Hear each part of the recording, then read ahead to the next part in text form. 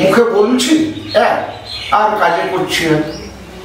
এখন লোকের বশীভূত হয়ে নানা রকম, যেমন হয়তো পরকীয়া পরকীয়া পরকীয়া অনেকে বলছে, অর্থাৎ চলো ঘর দূর ছেড়ে দিয়ে, আমার ঘরে নিজের স্ত্রী আছে, ছেলে মেয়ে আছে, সামলাতে পারছি না, একটা মাতাজি জোগাড় করলাম, দিয়ে কোনো বাবাজির কাছে গেলাম, তার কাছে দীক্ষিত হলাম, বাবাজিও আমাকে দীক্ষা দিয়ে দিল, আমাকে দেখলো না যে এর গতিটা কেমন, হ্যাঁ, লোকের বশীভূত হয়ে গেলাম, তাকে হয়তো 2-5 হাজার টাকা দিলাম, আমাকে দীক্ষা দিয়ে দিল, আমি আমার একটা মাতাজি নিয়ে চললাম, ঘরে আমার মেয়ে ছিল, আমার ড্যাং ড্যাং করে ঘুরে বেড়াতে লাগলো, খেতে পারলাম, আমি সাধু সেজে ঘুরে বেড়াতে লাগলাম। প্রিয় দর্শক বন্ধুরা, হ্যালো ইন্ডিয়া বাংলা চ্যানেলে আপনাদের সবাইকে স্বাগত। সম্প্রতি আমি গেছিলাম পশ্চিম বর্ধমানের গৌরবাজারের অন্তর্ভুক্ত ইটাডাঙ্গা গ্রামে। তো এই ইটাডাঙ্গা গ্রামটি কিন্তু জয়দেব কেন্দুলি যে আছে বীরভূমের, অজয় নদের ওপারে হচ্ছে জয়দেব আর এপারে হচ্ছে আপনার ইটাডাঙ্গা গ্রামটি। তো এই ইটাডাঙ্গা গ্রামেই রামানন্দ সেবাশ্রমে আমার সঙ্গে সাক্ষাৎ হয়েছিল নিমাই সাধুর সঙ্গে। তো কিছু সময় আমি এই নিমাই সাধুর সঙ্গে কাটিয়েছিলাম। তো সেই অভিজ্ঞতার কথাই আজকে আমি এই প্রতিবেদনে আপনাদের সামনে তুলে ধরতে চলেছি। পশ্চিম বর্ধমানে পাণ্ডবেশ্বরের অধীনে ছোট্ট একটি গ্রাম ইটাডাঙ্গা। এই গ্রামেই আছে রামানন্দ সেবাশ্রম। 3 দিকে 3টি বিশালাকার দিঘি পরিবেষ্টিত এই আশ্রমের নিমাই সাধু এলাকায় বেশ পরিচিত। সম্প্রতি ইটাডাঙ্গার আশ্রমে গিয়ে সাক্ষাৎ হয়েছিল নিমাই সাধু এবং তার সহধর্মিণী অর্থাৎ ভৈরবী গায়ত্রী মায়ের সাথে। তারা বৈষ্ণব সাধক। আশ্রমের প্রতিষ্ঠাতা রামানন্দ স্বামী একজন তান্ত্রিক সাধু ছিলেন। স্বর্গীয় রামানন্দ স্বামীর অসাধারণ অলৌকিক ক্ষমতার কথা গ্রামবাসীরা এখনও শ্রদ্ধার সাথে স্মরণ করেন। তার প্রতিষ্ঠিত পঞ্চমুণ্ডের আসনের উপরে বর্তমানে গড়ে উঠেছে রাধা গোবিন্দের মন্দির। সেখানে পূজা এবং সাধনা করেন নিমাই সাধু। প্রথমে রামানন্দ স্বামী এখানে এসে যে নিমগাছের নিচে আশ্রয় নিয়েছিলেন, বর্তমানে সেখানে গড়ে উঠেছে সন্ন্যাসী গোস্বামী জিউ মন্দির। আনুমানিক 150 বছরের আশ্রমে এক সুন্দর আধ্যাত্মিক পরিবেশ লক্ষ্য করেছিলাম।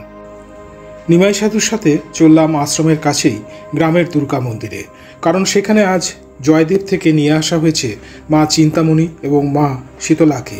মন্দিরে যাওয়ার উদ্দেশ্য গ্রামটাকে একটু চাক্ষুষ করা, যুগ যুগ ধরে চলে আসা গ্রামের ধর্মীয় রীতিরেওয়াজ জানতে পারা। তবে মন্দিরে পৌঁছানোর আগে নিমাই সাধুর কাছ থেকে জানতে চাইলাম ইটাডাঙ্গা গ্রাম সম্পর্কে কিছু তথ্য। এখানে প্রায় 1-150 বাড়ি হবে, আর ওই দিকটাতে আপনার যেগুলো ওই ডোম ইত্যাদি আছে, প্রায় ওগুলো 150-200 ঘর হবে। মানে 300-350 বসতি হবে সব মিলে। দুর্গা মন্দির। দুর্গা মন্দির। আচ্ছা, এখানে কিছু পূজার আয়োজন দেখতে পাচ্ছি। হ্যাঁ, আজকে এখানে ওই জয়দেব থেকে আমাদের মা চিন্তামণি মানে মনসা উনি এসেছেন। আজকে ওনার পূজা পাঠ হোমযজ্ঞ সব কিছু হবে। হ্যাঁ, তারপর আবার ওনাকে ওখানে দিয়ে আসতে হবে। দুর্গা মন্দিরে পুজোর আয়োজন চলছে। এখনও গ্রামবাসীরা সবাই এসে পৌঁছাননি।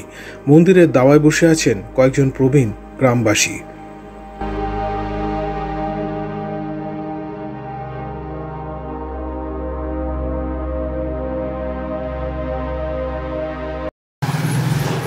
সব গ্রামবাসী নাকি? হ্যাঁ,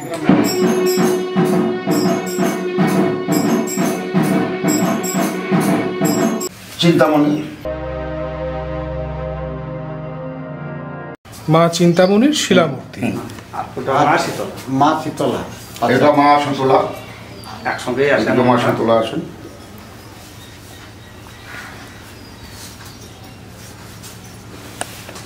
প্রতি বছরই এমন সময় পুজোটা হয়। আজকে আমাদের এই মা চিন্তামণি আমাদের পূর্বপুরুষ থেকে এটা আমরা আনছি, তারা এনেছে, আমরাও আবার আনছি। কত বছর ধরে পুজোটা হচ্ছে?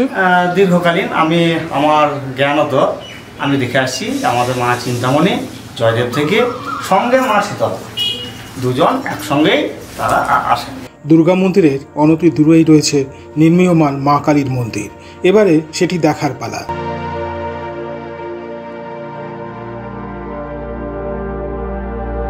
দ্বারিকানাথ ভট্টাচার্য মহাশয় প্রতিষ্ঠিত আমাদের এই মন্দির হয়েছে প্রচণ্ড কষ্টের উপরে, ভিক্ষা টিক্ষা করে আদায় করে 1 টাকা 2 টাকা করে আমরা আদায় করে এই মন্দিরটা 15 বছর আজকে আমরা করছি। এরপরে আমরা ফিরে এলাম রামানন্দ সেবাশ্রমে। আশ্রম সম্পর্কে বিশদে জানতে চাইলাম নিমাই সাধুর কাছে। টেডাঙ্গা রামানন্দ সেবাশ্রম, তো এই আশ্রম সম্পর্কে একটুখানি সংক্ষিপ্ত আকারে বলুন। বর্তমানে আমি আজ 40 বছর এই আশ্রমে আছি এবং পুজো পাঠ করছি। এর আগে আমারই মানে কাকাগুরু তিনি ছিলেন, ওনার দেহ রাখার পর থেকে আমি এখন বর্তমান এই আশ্রমে আছি। আর এই আশ্রম আজ মোটামুটি 150 বছরের উপর হলো। তো এই আশ্রমের যিনি প্রচার করলেন উনি ছিলেন রামানন্দ, লেখা আছে আপনার রামানন্দ সেবাশ্রম, সে রামানন্দ স্বামীজি। উনি আগেকার আচার্য ছিলেন। তখন আমাদের এদিকে কোনো স্কুল কলেজ কিছু ছিল না। এখানেই বিভিন্ন গ্রামের গঞ্জের মানুষ এখানে লেখাপড়া, যোগ ব্যায়াম, গান বাজনা, এমনকি এই আশ্রমে আমাদের পূর্ণদাস বাউল আজকে যে জগৎ বিখ্যাত, এই আশ্রমে বহুদিন ওনার সব পরিবার নিয়ে এখানে ছিলেন। গোষ্ঠগোপাল দাস বাউল, ওর বাবা দীনবন্ধু দাস, উনি থাকতেন গৌরবাজার থেকে আসা যাওয়া করতেন। হ্যাঁ, তো এইভাবেই আশ্রম পরম্পরা হয়ে চলে আসছে।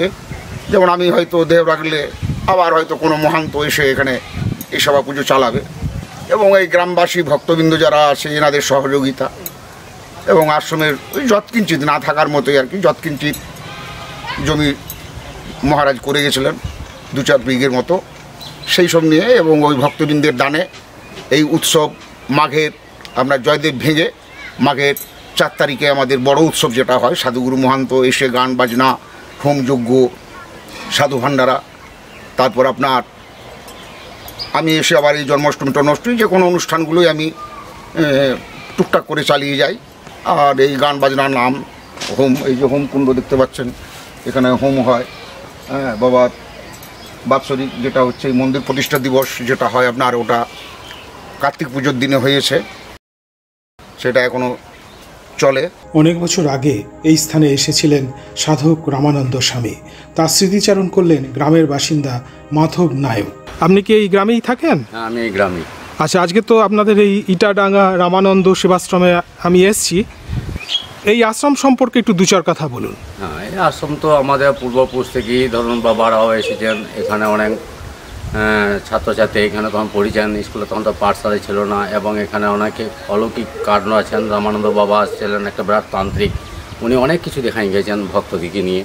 আমি যিনি আদি, ইনারই সব কিছু। এবং এটা যে কতদিনের আশ্রম সেটা এরাও কেউ বলতে পারছে না। বহু সাধুগুরু আসা যাওয়া করছে, বড় বড় তান্ত্রিক, বড় বড় বৈষ্ণব এখানে এসেছেন।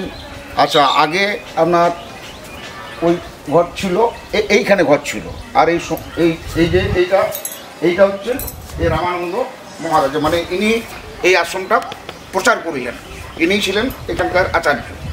কিন্তু ইনার আগেও আরও সাধুগুরু এসেছেন, তখন এত আপনার নাম টাম হয়নি। ইনি এসেই ওই ছাত্র করে আপনার ওই পূর্ণদাস বা গোষ্ঠগোপাল দাস বা আরও যে সাধুগুরু আসা যাওয়া করতো ওই ইনার আমল থেকে। আচ্ছা, যেমনটা ওনার কাছে শুনলাম সেটা হচ্ছে যে রামানন্দ একজন কিন্তু তান্ত্রিক সাধক ছিলেন। এবারে অরিজিনাল যে কী ছিল বাবা, ওর বৈষ্ণব ছিল না তান্ত্রিক ছিল, কারণ সেটা আমি বলতে পারছি। তবে ওনার কিছু কিছু কর্মের মাধ্যমে, যেমন ওইটা ওখানে কিন্তু আপনার পঞ্চমূর্তির আসন ছিল, এই তমাল গাছ ছিল, সেটা আমি এসে দেখেছি। তমাল গাছটা ছিল এবং ত্রিশূল ছিল, হ্যাঁ, কিছু শিলা টিলা থাকতো। তারপরে ওটা যখন গাছটা মারা যাওয়ার পর ওটা যখন আপনার পরিষ্কার করলাম, তখন দেখলাম যে মোড়ার মাথা, আপনার পঞ্চমুণ্ডির আসনের ঘর টট ইত্যাদি থাকলো। তাহলে এবারে অনুভব করা যাচ্ছে যে উনি তন্ত্র সাধনার মাধ্যমে থাকতেন। কিন্তু ওপরটা ছিল ওনার বৈষ্ণবের ভাগ, কারণ ওনার মাতাজি বাবাজির মতো ছিল। যেমন এইটা ওনার গুরুমা নাকি ছিল, আচ্ছা, এইটা ওনার মাতাজি ছিল, আর এই ইনি হচ্ছেন রামানন্দ স্বামী। ওইটা আমার গুরুজি দেবানন্দ সরস্বতী মহারাজ, ওনার এটা অস্থি সমাধি। রামানন্দ স্বামীর পঞ্চমুণ্ডের আসনের উপরে তৈরি হয়েছে রাধা গোবিন্দ মন্দির। মন্দিরটি আকারে ছোট। নিমাই সাধুর সাথে চললাম সেই মন্দিরটি দর্শন করতে।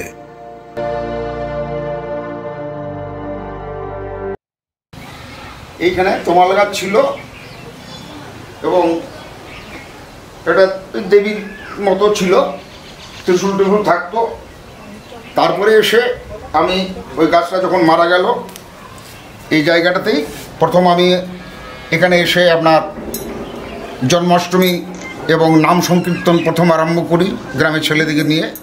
খড় দিয়ে আপনার একটা মানে ওই ঝুপড়ি বানিয়ে করি। এখানে ওই খড়েরই নাটমন্দির থাকতো, এখানে গান টান হোম টোম যজ্ঞ টজ্ঞ যাবতীয় সব এখানে হতো। দেবে আস্তে আস্তে আস্তে ভক্তদের দানে দানে আপনার ওই মন্দির, বাবার মন্দির, এই বাড়ি, আর এটি গোবিন্দ মন্দির। এই হ্যাঁ, এটা গোবিন্দ দিয়ে আমি গোবিন্দ মন্দির করি। এই যে আমার মায়ের কথা বলছিলাম, এই যে ছবি দেখছেন, এটা আমার গর্ভধারিণী মা।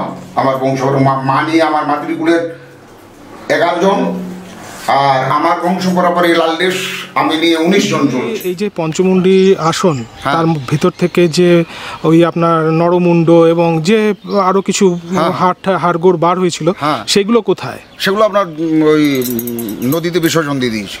এখানে তো পুকুর দেখছি অনেকগুলো এই গ্রামে। হ্যাঁ, এইখানে এদিকে একটি পুকুর, আবার ওই আপনার উপাসে পুকুর, এই সামনে পুকুর। হ্যাঁ, মানে এটা 3টে পুকুরের মধ্যেখানে দ্বীপের মাধ্যমে আছি আমি।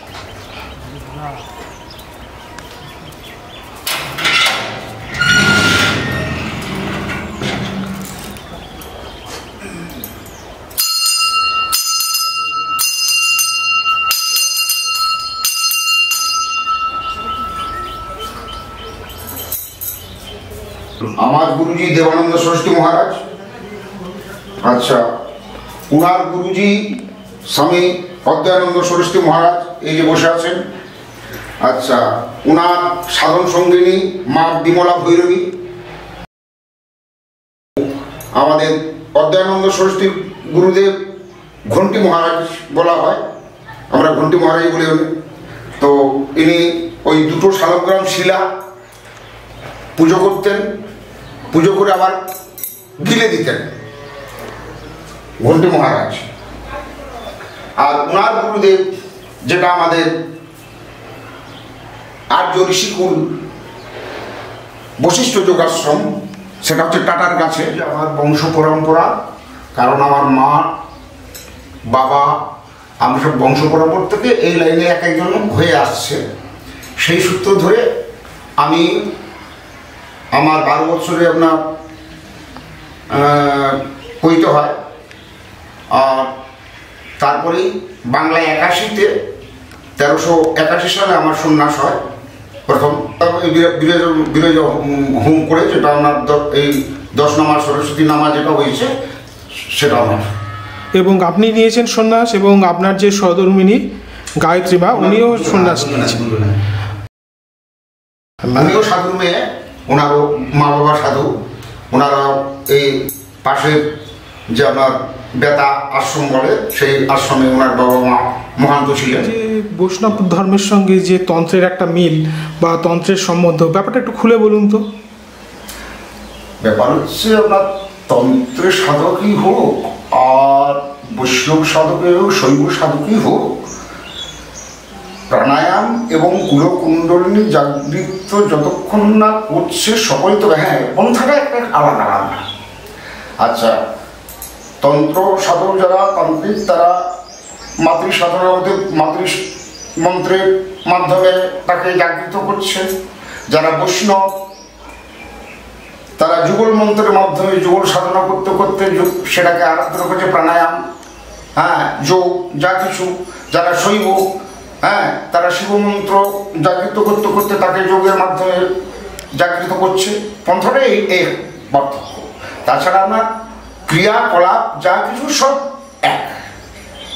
আচ্ছা, তন্ত্র সাধনার মধ্যে কিছু আচার আচরণ থাকে, যেমন যারা তান্ত্রিক তাদের কিছু যেটা চক্র করে আপনার, যেমন শ্মশানে তারা ক্রিয়াকলাপ করে, তাদের একটু আচার আচরণটা আলাদা। হ্যাঁ, যেমন যারা পঞ্চমুখার করে আপনার ধরুন মধ্য মাংস ইত্যাদি হ্যান ত্যান করে, যেটা করে সেটা কিন্তু আপনারা সম্পূর্ণ তন্ত্র মাধ্যমে করছে না, সেটা একটু আবার আলাদা হয়ে যাচ্ছে।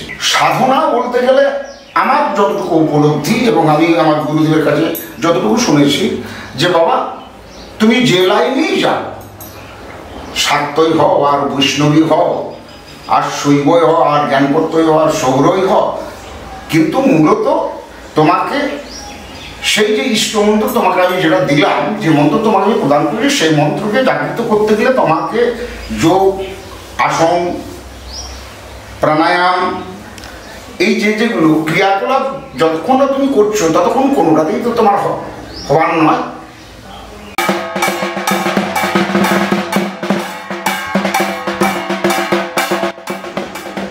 সন্ন্যাসী গোস্বামীজিউ মন্দিরে বসে যখন নিমাই সাধুর সাথে কথা বলছিলাম, তখন দুর্গা মন্দিরে ঢাক বেজে উঠল।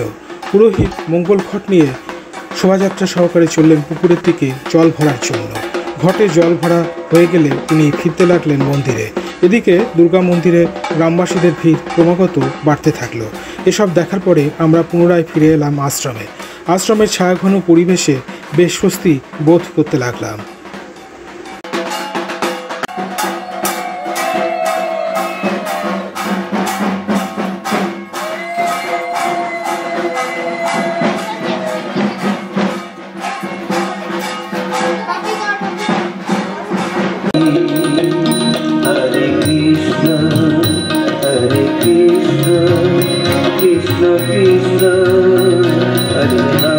এই আশ্রমে পুরনো যে ঘরটি আপনাদের ছিল, যেখানে আপনারা থাকতেন, এখন তো নতুন নবনির্মিত একটি ভবন হয়েছে, তো আগে যে বাড়িটিতে মানে মাটির বাড়িতে আপনারা থাকতেন সেখানে নিয়ে চলুন। আসুন।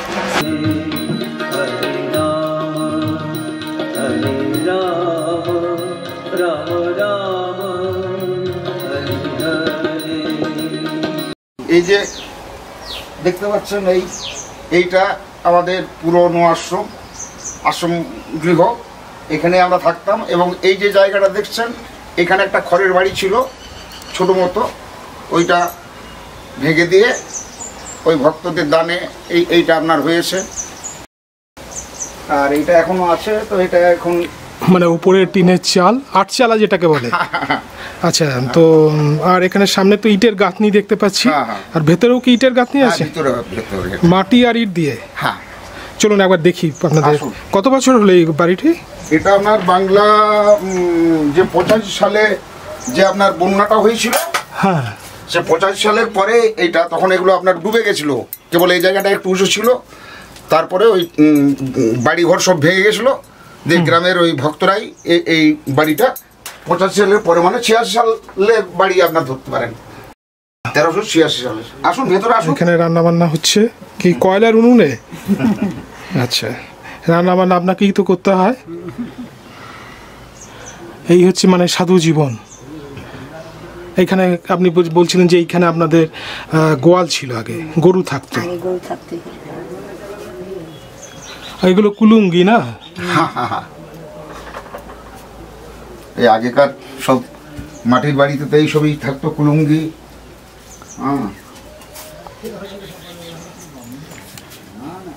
আচ্ছা, এটি দ্বিতল না? হ্যাঁ, এটা আগে ওই মাটি দিয়ে, এটা আপনার ওই সেই যেটা কোঠাঘর বলা হতো, ওই মাটি টাটি দিয়ে এটা করা ছিল, দিয়ে ভেঙে পড়ে গেছে, এগুলো সব বাড়িতে বসে যাচ্ছে আপনার। এটা মাথায় ঠিকে যাচ্ছে, দেখছেন না এই দরজাটা, এগুলো সব নিচে পড়ে যাচ্ছে, ফেটে গেছে, এটা থাকবে না, এটা পড়ে যাবে। তো এটা এখন ওইভাবে, এগুলো তালকারি বলে না? হ্যাঁ, তালকারি, এগুলো তালকারি দিয়ে ছিল। হ্যাঁ, আর এইগুলো আপনার স্বরের ওই ইয়ে করে গুড়ুল বলা হয়, সেগুলো দিয়ে থাকতো। তখন এইখানেই ঠাকুর, তখন মন্দির টন্দির করতে পারিনি, এইখানেই মানে ওই ঠাকুরের মন্দির টন্দির এখানেই দিয়ে পুজোর পাঠ করা হতো প্রথম জীবনে, এই বেদির উপরে, এই দেবীর উপরে।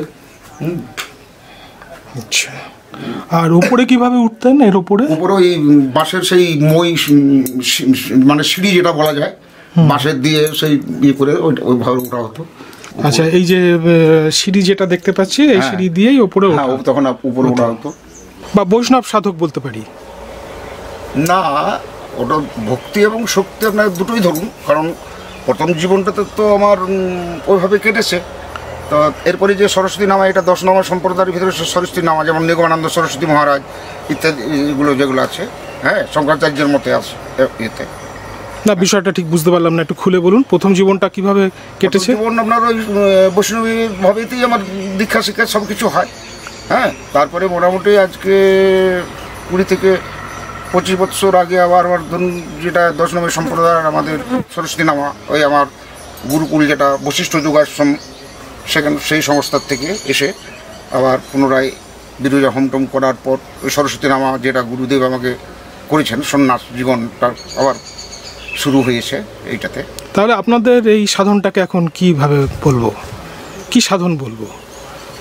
যেমন বৈদিক সাধন আছে, তান্ত্রিক সাধন আছে তন্ত্রমতে, তারপরে এই বাউল সম্প্রদায়, বৈষ্ণব মত, এই যে ব্যাপারগুলো, তো আপনাকে তাহলে কিভাবে, আপনারা কি পদ্ধতিতে সাধন করছেন? আমি ভক্তি এবং শক্তি আপনার দুটোকেই ধরতে পারেন। ভক্তি ছাড়া তো আর শক্তি সাধনা করা যায় না। ভক্তি এবং শক্তি দুটোকে, মানে ভক্তিটাকে শক্তি সাধনা করছে ভক্তির দ্বারাতে। মানে তন্ত্রে যেমন আপনার বলি, পাঠাঘাটা ইত্যাদি এইসব নিয়ে যেমন তন্ত্র সাধনা হয়, কিন্তু আমাদের যেমন আমার গুরু বাড়িতে যেমন মায়ের ওই যে বললাম যে আপনার দোল পূর্ণিমার সময় যে অম্বাযজ্ঞ, বিশ্বকল্যাণ অম্বাযজ্ঞ হয়, এবং ওই প্রত্যেক দিন আমার যে 3 বার করে হোম হয়, মায়ের যে ভোগ হয়, আমাদের সম্পূর্ণ বৈষ্ণবী মতে। বৈষ্ণব আর তন্ত্র এই দুই মতের সমন্বয় হচ্ছে আপনাদের সাধন। এলাকায় আপনি নিমাই সাধু বলেই বহুল প্রচারিত। একটুখানি বলুন, এই যে আপনার আশ্রম, এই আশ্রমের মাধ্যমে এখানে তো নাম গান ইত্যাদি হয়, তো নাম প্রচার করাই হচ্ছে আপনাদের প্রধান উদ্দেশ্য, মানে হরে কৃষ্ণ হরিনাম, এইভাবেই আপনি প্রচার করছেন এবং আশ্রম এভাবেই সকলের মনে ধর্ম ভাব জাগ্রত করছেন, সনাতন ধর্ম। সনাতন ধর্ম। আচ্ছা, সাধন জীবনে আপনার উপলব্ধির কথা বলুন। উপলব্ধির কথা যে হ্যাঁ, গুরু দত্ত পথে গুরু যেটা দিয়েছে সেই পথে যদি ঠিক চলার চেষ্টা করে মানুষ, তো তাহলে যে পরম আনন্দ বা পরমার্থ বলে যে কিছু একটা জিনিস আছে, সেটা মানুষ অনুভূতি করতে পারে এবং সে প্রাপ্তি হয় যদি সেই গুরু নির্দিষ্ট পথে সে চলার চেষ্টা করে। কিছু না কিছু আমি পেয়েছি। হ্যাঁ, আমার জীবনে যাক আমি যেটা ছিলাম, এই যে সাধকের নাকি জ্যোতি দর্শন হয়, হ্যাঁ হয়, সে যদি সেই জিনিসটাকে নিজের আয়ত্তে আনতে পারে, জ্যোতি দর্শন হয়, দূরদর্শন হয়, দূর শ্রবণ হয়, হ্যাঁ, আত্মদর্শন হয়, সব কিছুই হয়। আমরা যে বলি যে ঠাকুর দয়া করো, হ্যাঁ, গুরু আমাকে কৃপা করো, কিন্তু গুরু আমাকে কৃপা তো করেছেন। গুরু বলছে ঠিক আছে আমি তোমাকে কৃপা করলাম, তুমি করো, করে পাও, তার নাম কৃপা। নিমাই সাধু আর আমি যতক্ষণ আলাপচারিতায় ব্যস্ত ছিলাম, গায়ত্রী মা কিন্তু আশ্রমে রান্নাবান্নার কাজে ব্যস্ত ছিলেন। গায়ত্রী মায়ের মুখেই শুনুন এদিন দ্বিপ্রহরের আহারের তালিকায় কি কি ছিল।